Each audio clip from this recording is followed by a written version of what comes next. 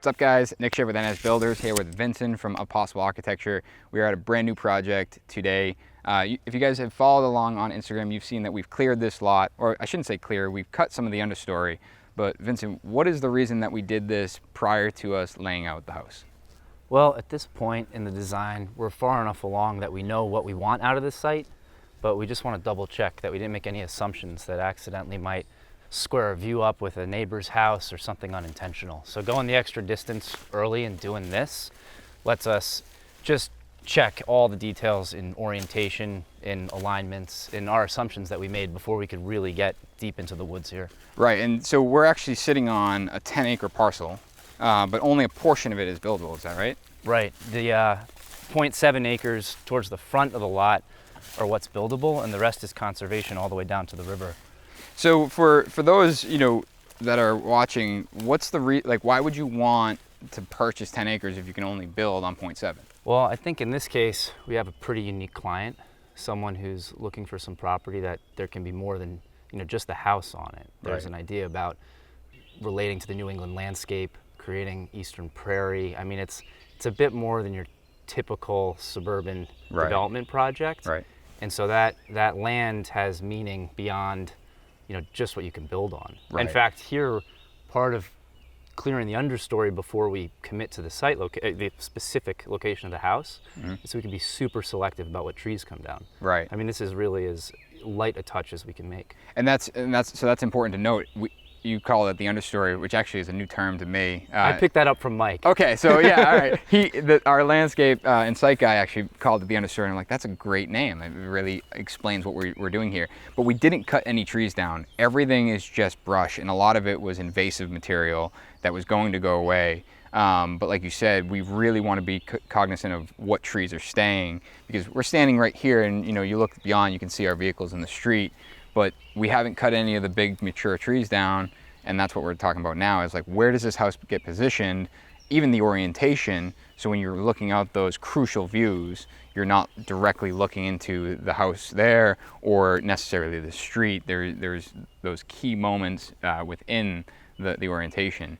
And I think what you've already done is, prior to us clearing the understory, that's going to be the running joke of this whole job, I guarantee. But we've actually staked out where the house could potentially go. Is that right? Yeah, there's two options for where the house can go, and one is we have the most confidence in. The other's a slight adjustment based on some of these other orientations that we're looking at. But another note about having cleared the site this way is, it's not a flat site. There's some pretty interesting topography here. Mm-hmm. And again, we want to take a very light touch on how we site this, or how we sit this building and its foundation and structure in the landscape here. And so instead of just assuming that we're gonna grade it flat and make it work for us, we really want to see what's existing, right, and be as gentle as we can with what's here. So there's some just incredibly unique relationships between the house and the property. Well, and we'll get into the design probably in the future, but we have this cantilevered walkway around the property, around the home.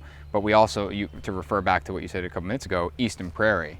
There's a lot of people driving down the street today. And every time we have a meeting here, it seems like I don't think the that's whole town shows up to see what's going on.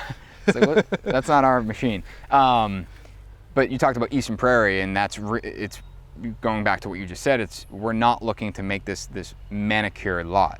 That's why we're starting by removing like you said, a light touch of material, figure out where the house goes, then we start incrementally taking what makes sense, and then eventually we leave essentially what is here, celebrate that, and by adding a prairie, like the eastern prairie grass and things like that, we may need to move. He cleared my truck. Nope, maybe he didn't yet. Do we need to move? Not my house. So actually Mike built the house next door, beautiful house, and really going to kind of pair well with our property here. We're kind of at the end of this cul-de-sac.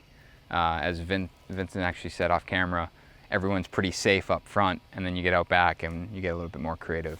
But he came over to give us a little heads up as to what he dealt with approvals and site conditions and things like that, which is always super helpful.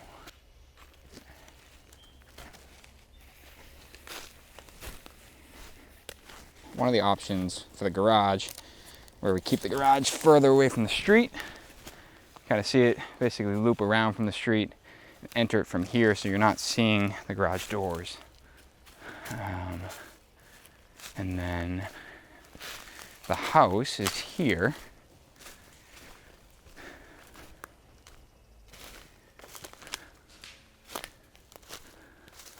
Client joined us at the end of that meeting and basically had the opportunity to walk through the overall layout on the home and how it, kind of communicates with the landscape. We even talked about kind of shifting some of the things, so as you're looking out some of the really critical windows, that your view is framing something great rather than maybe the back corner of a neighbor's lot or a neighboring window. Now is the opportunity to do it. Like we said, clearing the understory, laying this out, preps us for a more successful start to this project and get a really good understanding of where the house is. So excited to share this progress. Glad Vincent was able to join us in this meeting. So stay tuned. We're going to follow this project all the way through, and we're slated to break ground as early as October of this year.